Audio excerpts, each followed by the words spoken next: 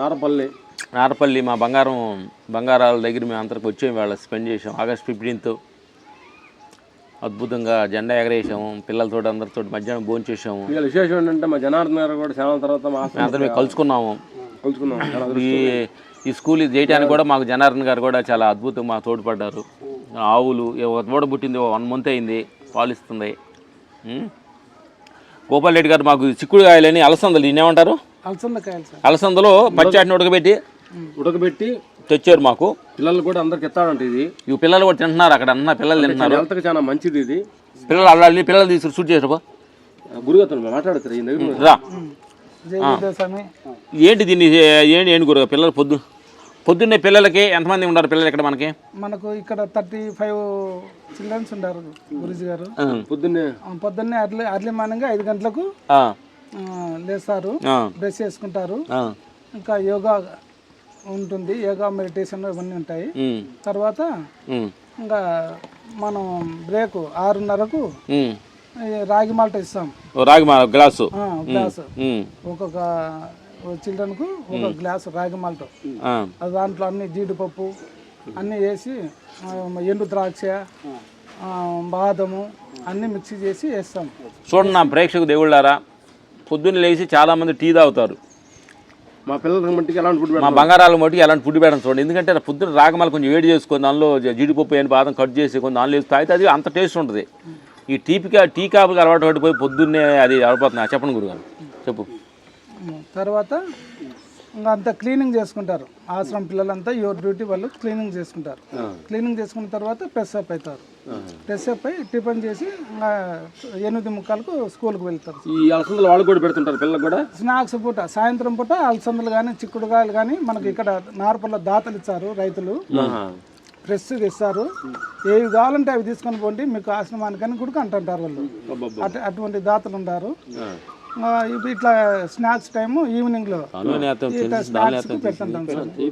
ఉడకబెట్టి పెడతాం, కొద్దిగా కల్లుప్పు వేసి ఉడకబెట్టి ఇస్తాం.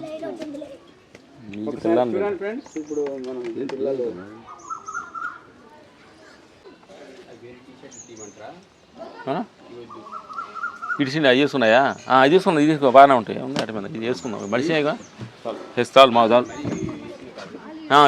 ఇదిలు ఇచ్చు అరే నైకిల్ బొమ్మలే. ఒక తెల్లపేంట 2 తీసి పెట్టుకో. గ్యాస్ మలిగిచ్చిన ఓకే, మంచిగా అక్కనే ఇక్కడ మొత్తం పిల్లలకు వంటలు అన్నీ చేసి పెట్టేది. మేము పోయిన సంవత్సరం వచ్చినాం, మాకు కూడా చాలా చక్కగా వంటలు చేసి పెట్టింది. చూడండి,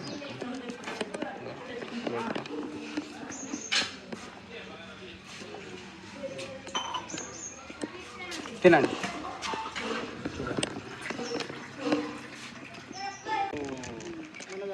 పిల్లలకి ఏదైనా కానీ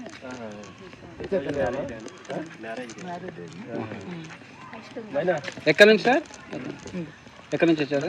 అనంతపురం. మ్యారేజ్ డే అని మన అనాథ గ్రూప్ దగ్గరికి వాళ్ళు సహాయం చేయడానికి ఏం తెచ్చారు? అయ్యో ఫ్యాన్స్ తెచ్చారంట. ఎన్ని తెచ్చారు సార్?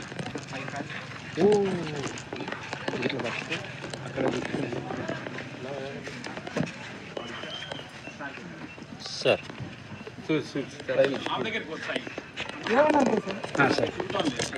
సార్ మీరు మాట్లాడండి వాయిస్. సార్ వాళ్ళకి మ్యారేజ్ డే అని 5 ఫ్యాన్లు తెచ్చారంట. ఓరియంటల్.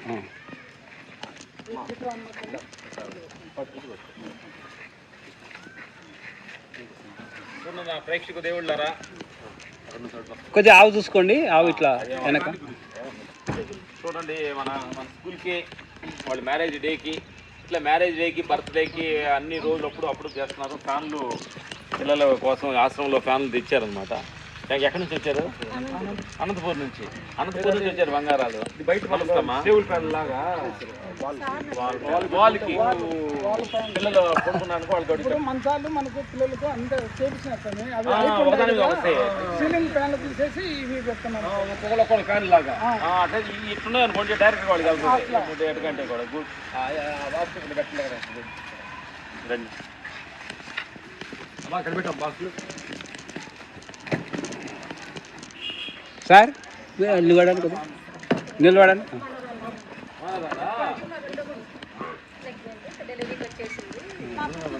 మీ పాపేనా? పాప మీ పాపనా? అక్క కూతురా? అక్క కూతురు. చూడండి ఫ్రెండ్స్, ఇక 5 ఫ్యాన్లు. 5 ఫ్యాన్లు హ్యాపీ బిస్కెట్సా? చూడండి ఫ్రెండ్స్, సారు అనంతపురం నుంచి వచ్చారు. 5 సీలింగ్ ఫ్యాన్లు ఓరియంటల్ అట్లాగే హ్యాపీ బిస్కెట్స్ ప్యాకెట్స్ తీసుకొచ్చారు. బ్రదరు చిన్న జాబ్ చేసుకొని అక్కడ నిలబడాలి. వాళ్ళంతా సహాయం చేస్తున్నారు అన్నమాట. ఇక్కడ అంతా దాతలంతా కూడా కొంచెం కొంచెంగా అందరూ కలిసి ఇంత అద్భుతంగా చూస్తుంటే అంత చెట్లు ఇంత అద్భుతంగా ఉందంటే ఎంతోమంది దాతలు ఇక్కడ అంతా సహాయం చేస్తారు అన్నమాట. దాతల వల్లనే ఇలాంటి అద్భుతం జరుగుతుంది అన్నమాట. Thank you. లోపల బంగారానికి కూడా థ్యాంక్స్. కడుపులో ఉన్న బంగారాన్ని లోపల అనుకో అలుగుద్ది. మా డాడీ మమ్మీకి చెప్తాను, నాకు చెప్తాను. అందుకని లోపల ఉండా, నువ్వు ప్రపంచానికి వస్తున్నావు కదా బంగారానికి, నీకు థ్యాంక్ యూ. మీ అమ్మ చేసినందుకు. ఏది వాళ్ళు ఉంటారు, వాళ్ళు చాలా ఇంకా చరిత్ర ఉందమ్మా. ప్రేమగా మాట్లాడుతున్నప్పుడు మాట్లాడవచ్చు. నువ్వు అర్థమైందా? పెట్టేసి బేబీతో మాట్లాడవచ్చు. ఎట్లా నీకు అంతే ఓకేనా, నీ హెల్త్ కరెక్ట్గా ఉందా, నీకు హైట్ బాగా వస్తుందా, అన్ని మాట్లాడాలి. కదులుతున్నప్పుడు మాట్లాడాలి, చెప్పాలి. బేబీ తోటి లోపల చెప్పాలన్నమాట. ఆరోగ్యం బాగుంది రాసుమా అని బాగుంది అనే చెప్పాలంగా. హ్యాపీ వచ్చే తొందరగా మేము అందరం నీకోసం రెడీగా ఉన్నాం, వెయిటింగ్ లో ఉన్నామని చెప్పాలి. Thank you. అసలు ఈ ధ్యానంలో రావాలని నీకు ఎక్కడ ఎలా థాట్ వచ్చింది? కత్రిజ్ గారు ఎలా కలిచారు? ఏ సంవత్సరం కలిచారు మీకు? అంటే బుక్స్ చదవడం అలవాటు. చంద్ర సోమబాబు, జనమురు ఎద్దనపూడి అలాంటివన్నీ Sulochana Rani 6th class 4th class నుంచి స్టార్ట్ చేశాను సార్. ఓ 5th క్లాస్ నుంచి. ఆ బుక్స్లో బాగా అట్రాక్ట్ చేసిన విషయాలు ఏంటంటే దయ్యం, దేవుడే. దెయ్యం దేవుడే ఏంటి బాగా అట్రాక్ట్ చేశారు. ఎలా ఉంటుంది ఆత్మ అంటే ఏంటి, శరీరం నుంచి బయటకు రావడం, రకరకాల కాన్సెప్ట్స్ అవన్నీ వీటి మీద మైండ్ చాలా ఎక్కువ. సో నో యువర్ ఓన్ సైక్యూ అనే బుక్, నా బుక్స్ అన్ని చదివేశాను. ముఖ్యంగా కథ కూడా పడుతున్నాను కానీ దొరకలేదు, చదవలేకపోయాను. కత్రిజ్ గారు ఏ సంవత్సరం మీద వెళ్ళారు? 93. ఓకే. అని ఏ పాయింట్ కనెక్ట్ అయింది మీకు? ఆయనతో హాస్టల్ ట్రావెల్ అంటే నాకు చాలా ఇష్టమే. కెమెరా ఉంటుంది, కెమెరా ఉంటుంది. నా రికార్డ్ అయితే అదే నేను అనుకుంటాను. జనరల్ గా ఎవరు స్ట్రైట్ క్వశ్చన్ అడిగి ఉండరు. నాకు హాస్టల్ ట్రావెల్ కావాలి, నేర్పిస్తారా అని అడిగాను. ఫస్ట్ గురుగారిని ఫస్ట్ అడిగింది ఆయన అదే ప్రశ్న అడిగాను. ఏం చెప్పాడు? నేర్పిస్తాను కదా అన్న. అబ్బో ఆయనకు తెలుసు అనమాట అనుకున్నా. నాకు మాత్రమే తెలుసు, మిగతా వాళ్ళకి తెలియదు అనుకునే రకంగా అప్పుడు ఒక ఈగో ఉంటది కదా, ఆ ఈగోతో అలా అనుకున్నాను. ఓ ఈయన తెలుసు అనమాట. సరే చూద్దాం అనేసి లోపలికి వెళ్ళిపోయాను. కలవడం క్వశ్చన్స్ అడిగాను బాగా. ఇలా క్వశ్చన్స్ అడిగాను అనమాట. అడగగానే తను అంటే హాస్టల్ ట్రావెల్ ఉన్నారనుకోండి, సింపుల్గా ఇలా చూపిస్తారు. ఇది శరీరం, ఇది ఆత్మ, ఇలా బయటికి రావడాన్ని ఏదో చూపిస్తాం హాస్టల్ ట్రావెల్ అంటారు అన్నారు. అయిపోతానే వెంటనే క్వశ్చన్ అడిగాను. మనకు అర్థమైపోయింది కదా ఇంకా. ఇంకో క్వశ్చన్ అంటే నీకు ఏమైనా పెద్ద హీరో అనుకుంటున్నావా అనేసి బాగా అరిచేశారు. లోపల రాకుండా ఎన్ని ఎందుకు అడుగుతున్నావు అంటే నేను కంప్లీట్ చేయాలి కదా. చెప్పేసిన తర్వాత వేరే ప్రశ్న అడిగితే అప్పుడు చెప్తారు. సో అలా స్టార్ట్ అయింది. ఎన్ని సంవత్సరాలు ట్రావెల్ చేసిన తర్వాత నీకు హాస్టల్ ట్రావెల్ మీద చిన్న టీవీ ప్లేట్ పడుతుంది, కింద పంచ మీద పడుతుంది, తెల్ల పంచ కదా. హాస్టల్ ట్రావెల్ నీ ఆ కోరిక నెరవేరింది నీకు? చాలా అద్భుతంగా నెరవేరింది.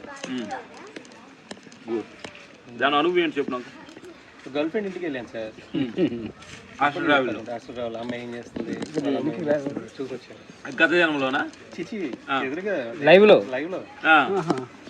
చూసి వచ్చాను. Good good good. నీ మ్యారేజ్ అయింది మరి? ఎప్పుడు?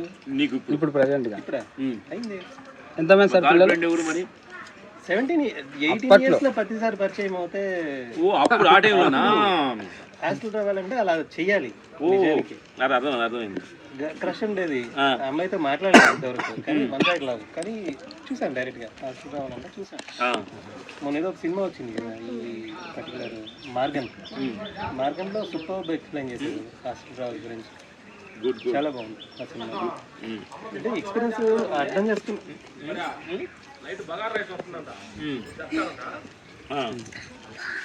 అనుభవంలో వచ్చిన వాళ్ళకి బాగుంటుంది, అనుభవంలో వచ్చిన వాళ్ళకి బాగుంటుంది, అనుభవంలో వచ్చిన వాళ్ళకి అర్థమవుతుంది.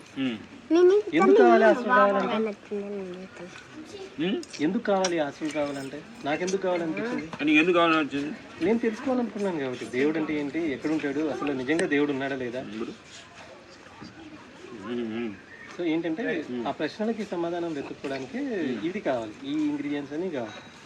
అంటే అది యాసిడ్ రావాలనేది యాక్చువల్లీ ప్రతి ఒక్కరి జన్మ. అంటే నీకు ధ్యానంలో కొంతమంది నాకు దేవుడిని చూడాలి అయ్యి అనుకుంటారు. నీకు దేవుడు ఎవరు ప్రత్యక్షం అవ్వలేదా అసలు ధ్యానంలో? అది నా కోరిక కాదు, అది నేను ఎప్పుడు కోరుకోలేదు, ఎవరిని ఏమీ కోరుకోలేదు, నాకు అవసరం కూడా లేదు.